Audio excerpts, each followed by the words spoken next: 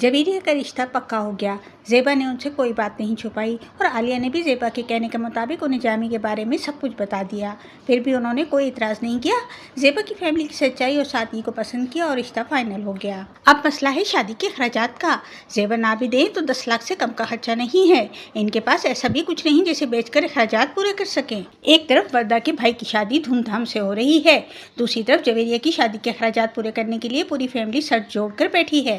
ज़ेबा परेशान है, सोचती है जामी से कहूँ, आखिर बाप है, लेकिन फिर खुद ही सोचती है कि उसने आज तक कौन सी जिम्मेदारी निभाई है जो अब निभाएगा। लेकिन उस्मान समझदार है, बिना कुछ कहे वेन्यू और कैटरिंग की जिम्मेदारी संभाल ली। लेकिन ज़ेबा की वालदा की मासूमियत को साथ सलाम।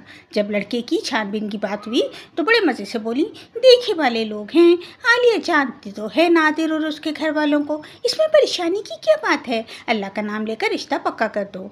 लेकिन उस्मान ने साफ और सही बात की, जो गलती एक बार हुई सो हुई, अब दोहरानी नहीं है। ख़ानदान कितना भी अच्छा हो, लड़का कैसा है ये शादी से पहले मालूम करवाना ज़रूरी है। अलबत्ता उसने बहन को मशवरा दिया कि जामी जवेरिया का बाप है, उसे इत्तला ज़रूर दे दो।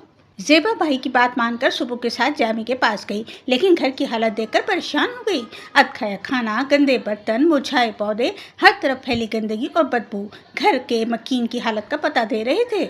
लेकिन जामी के गरूर का वही आलम था। जब ज़ेबा ने उसे शादी का कार्ड पकड़ाया तो बजाय शर्मिंदा होने के उल्टा गर्म हो गया और गुस्से से चिल्लाया।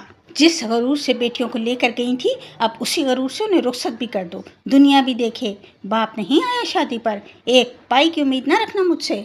लेकिन सुबह भी कम नहीं है, जाते जाते ताना मार ही दिया। वो सब तो ठीक है, लेकिन शादी का मेन्यू बहुत अच्छा रखा है, अगर आए तो खाना खा कर जाइएगा।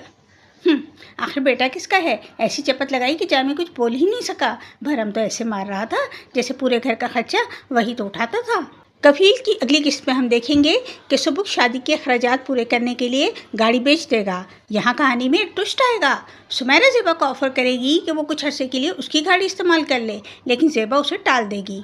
सुमैरा जानती है कि ज़ेबा उससे कभी गाड़ी नहीं मांगेगी, इसलिए वो जामी यानी जमाल के हाथ गाड़ी और उसकी चाबी भिजवा देगी और यूं दोनों का फिर से आमना सामना होगा। पुराने जामी को दरवाजे पर खड़ा देखकर ज़ेबा हैरान रह जाएगी। ऐसा लगता है कि जमाल के साथ भी कुछ ना कुछ मसाइल हैं और वो ये भी जानता है कि ज़ेबा की शादीशुदा ज़िंदगी नॉर्मल नहीं है। ज़ेबा खुशनसीब है कि उसके पास सुमैरा जैसी दोस्त, उस्मान जैसा भाई और सुबुक जैसा बेटा है, वरना जिन बच्चियों के बाप जामी जैसे हों उनके शादी ब्याह के मामला इतनी आसानी से तय नहीं हो पाते। ऐसा लगता है कि एक जामी के जाने और दूसरे के आने का वक्त करीब आ गया है। हो सकता है इनके बच्चों के रिश्ते आपस में हो जाए। क्या ज़ेबा की ज़िंदगी में पुरानी जामी की जगह कोई और आने वाला है? आप क्या सोचते हैं? वीडियो पसंद आई तो लाइक, कमेंट और सब्सक्राइब करना ना भूलें।